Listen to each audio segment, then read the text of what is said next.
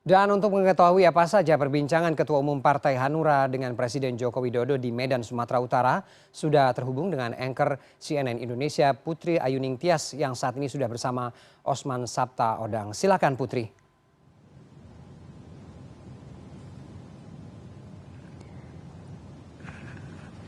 Ya, Ferdi, terima kasih sebelumnya dan kita bicara malam hari ini tentang Partai Hanura. Jadi 5 tahun di luar badan legislatif, sekarang Hanura sudah bersiap untuk kembali merebut kursi di Senayan dan strategi dijalankan meski harus diakui ketokohan masih digantungkan kepada satu orang yaitu Sang Ketua Umum Osman Sabtaodang.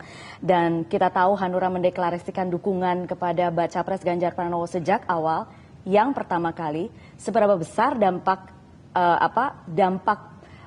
deklarasi ini kepada Partai Hanura dan apakah betul memberikan angin segar? Langsung saja kita malam hari ini berbincang dengan Ketua Umum Partai Hanura, Pak Osman Sabtaodang. Pak Oso, selamat malam.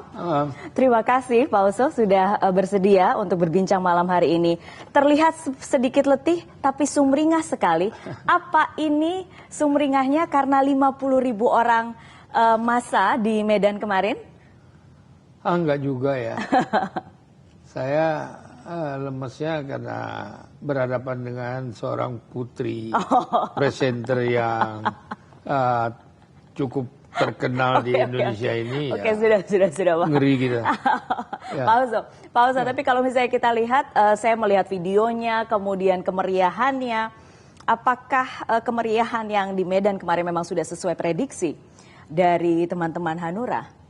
Itu berkat kerjanya daerah. Partai Hanura yang dipimpin oleh anak muda di daerah itu, Adrian Syah. Dengan teman-temannya seluruh Sumatera Utara itu, ya, dan kebetulan sekjen saya kan juga dari sana, Saudara Kodrat Syah. Dan didampingi juga dengan Ketua Bapilu ya, Mukwam itu. Jadi saya juga nggak menyangka itu bahwa begitu ramai sekali di kota yang pagi-pagi itu orang jam 7 udah berkumpul sekian puluh ribu orang. Ya menyenangkan lah. Ya. Apakah menurut Anda dari kita lihat nih, apakah kemudian ini bagian dari strategi Partai Hanura untuk rebound dan ini kira-kira efek apa nih? Niatnya adalah untuk mengajak masyarakat jalan pagi, jalan pagi, jalan sehat.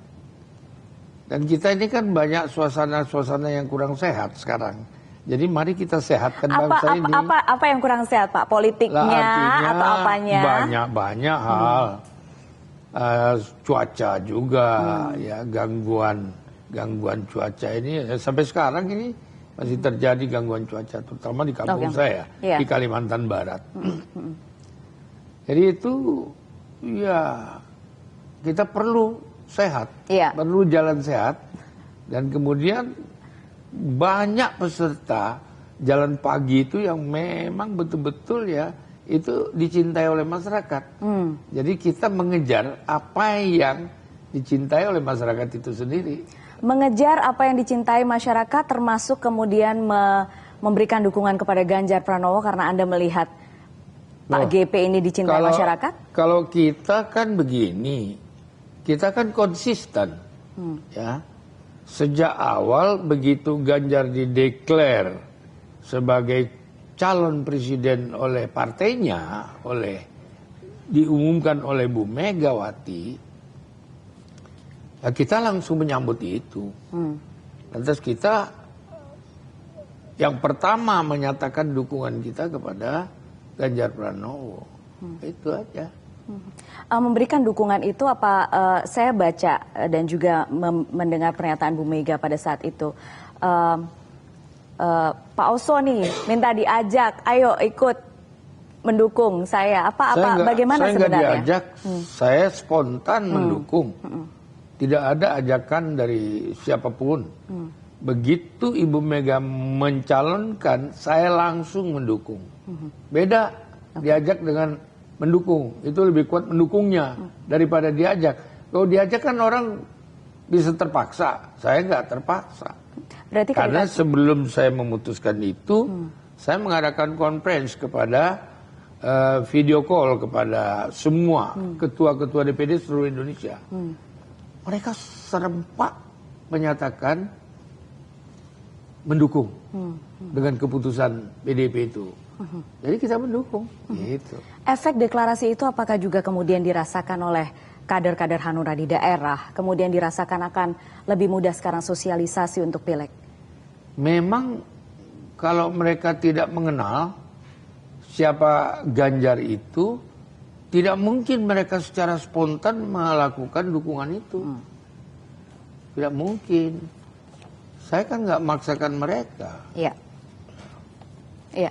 Dan latar belakangnya, apakah banyak yang mengatakan ya Pak Oso ikut karena ikut Bu Mega lah, karena kedekatannya memang khusus antara Pak Oso dan Bu Mega, saya atau dekat sama Bu Mega, dekat sama Pak Jokowi, dekat sama Pak Ganjar, itu bukan baru sekarang, dari dulu udah dekat semua.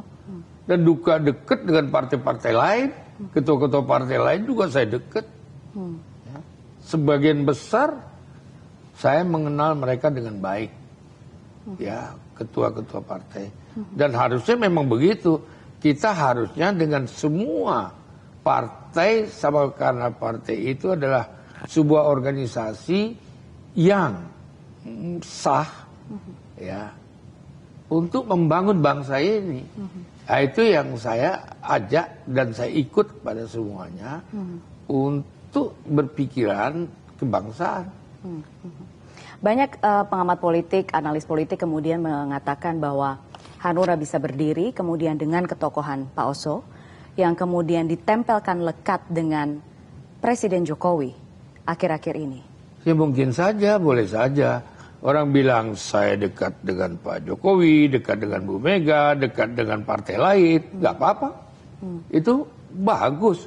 Kalau orang berpikir begitu semua, ini nggak akan ada perbedaan-perbedaan lagi di Republik ini. Memang kalau yang Anda lihat sekarang ada dikotomi, ada perselisihan. Loh, tadi kan Anda yang bilang begitu. Karena Anda bilang begitu, jawaban saya begini. Kalau Anda bilang begini, jawaban saya harus begitu. Supaya apa? Supaya ada perbedaan-perbedaan sehingga masyarakat bisa mengukur. Kira-kira sinyal apa yang menjadi ukuran-ukuran di dalam politik. Kan begitu. Yang menarik selama sepekan terakhir dan kemudian cukup ramai diperbincangkan sekarang adalah ketika momen Pak Oso sempat bertemu dengan Presiden Joko Widodo di Medan kemarin. 1 jam katanya membahas soal makanan, tapi sebenarnya membahas apa sih Pak? Masa bahas soal makanan 1 jam itu kan, ya, itu udah bisa masak Pak, udah jadi lontong Medannya. Lontong Medan. Iya. Aduh, saya juga bingung ya. Kenapa sih orang curiga betul ya kalau saya ketemu Pak Jokowi, ketemu orang gitu, kok jadi pertanyaan begitu ya? Aneh juga ini. Kok mungkin karena ini suasana menjelang politik mungkin ya. Momen ya. Momen politik mungkin. Saya kira saya sering ketemu sama Pak Jokowi itu. Biasa-biasa aja tuh. Kayak yang lalu juga begitu, saya ditanya, ada apa ketemu? Loh, orang lain yang ketemu Pak Jokowi kok ditanya ada apa? Kok saya aja yang ditanya ada apa? Nggak ada apa-apa. Jadi nggak tahu Pak Jokowi itu baik sama semua orang. Dia melayani sama semua rakyatnya.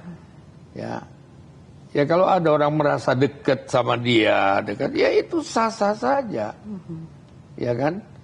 Tapi ya itu yang saya kenal Pak Jokowi ini orang yang konsisten juga gitu. Konsisten ya. Jadi apakah ada di momen 1 jam itu Bapak mengonfirmasi kedekatan Pak Jokowi dengan pihak-pihak tertentu atau tidak? Orang dia nggak nanya dan dia juga nggak cerita. Saya tahu kalau dia cerita, kalau dia ada sesuatu pasti dia cerita. Sama saya terutama ya. Bukan karena khusus dengan saya, enggak.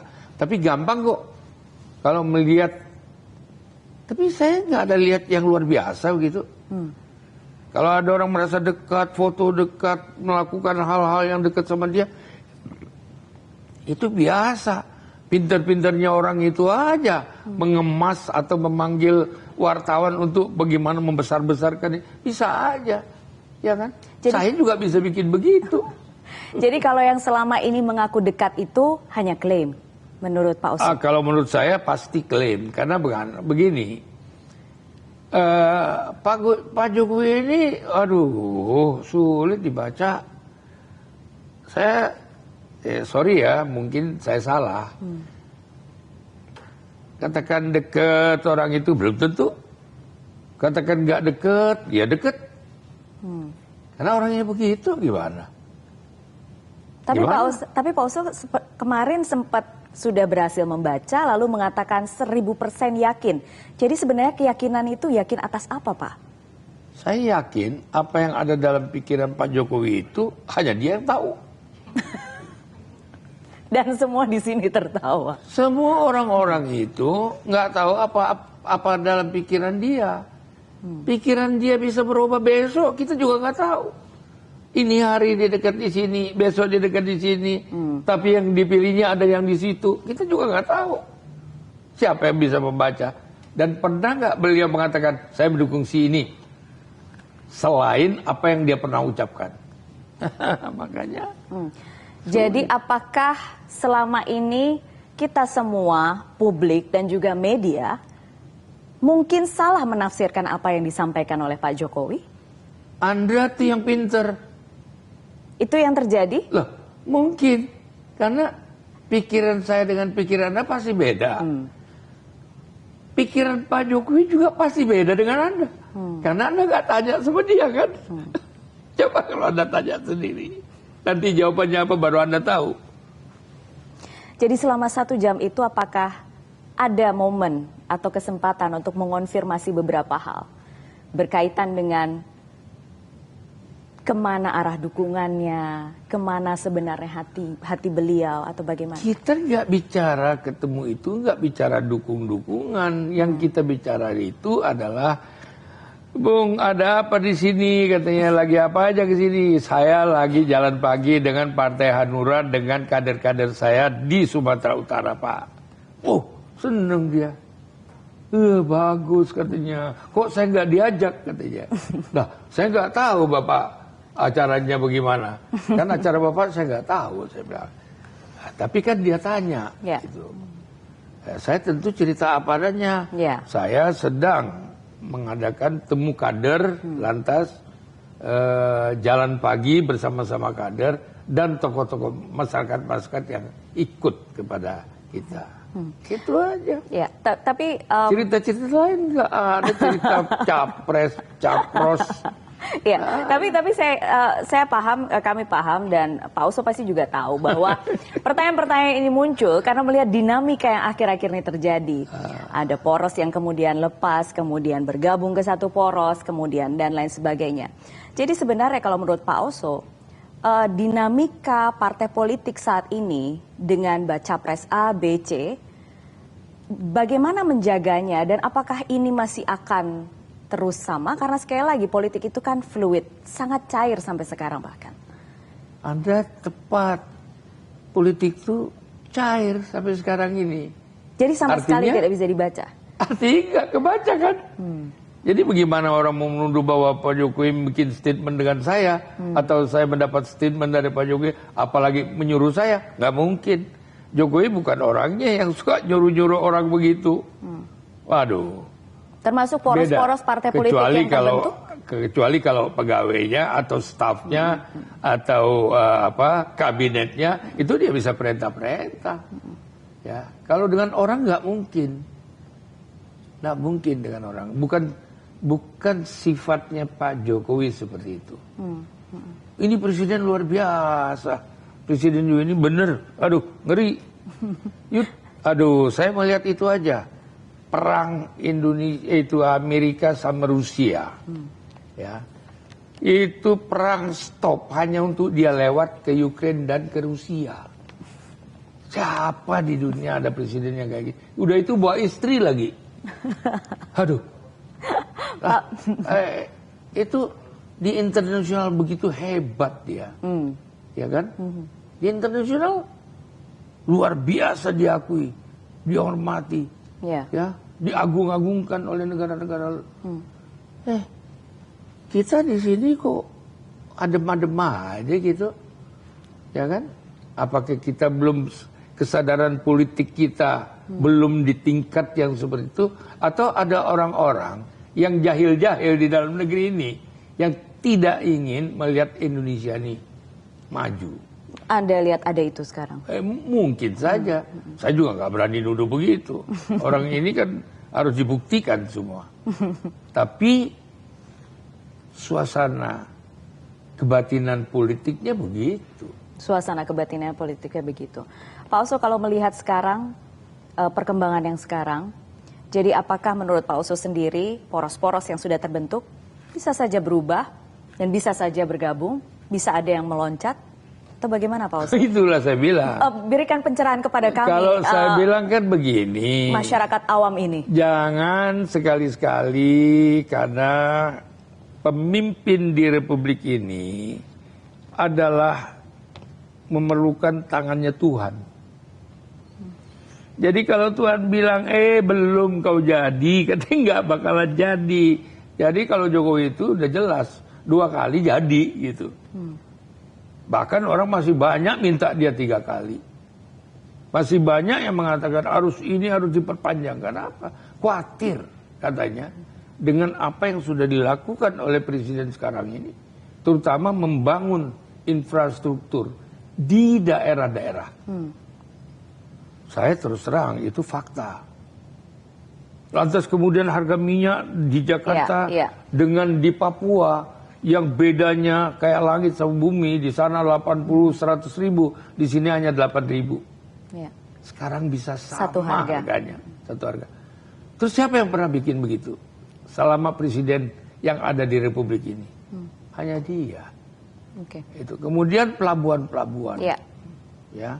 Kemudian lapangan terbang, infrastruktur, industri, terus kemudian semi finishing product until finish product. Dia tidak mau lagi jual raw material. Terus so what? So bagaimana gitu? Ya kan?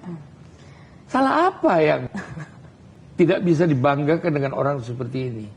Dan tentu dengan konsekuensi risiko-risiko yang akan menghadapi tantangan baik dalam negeri maupun dari luar negeri.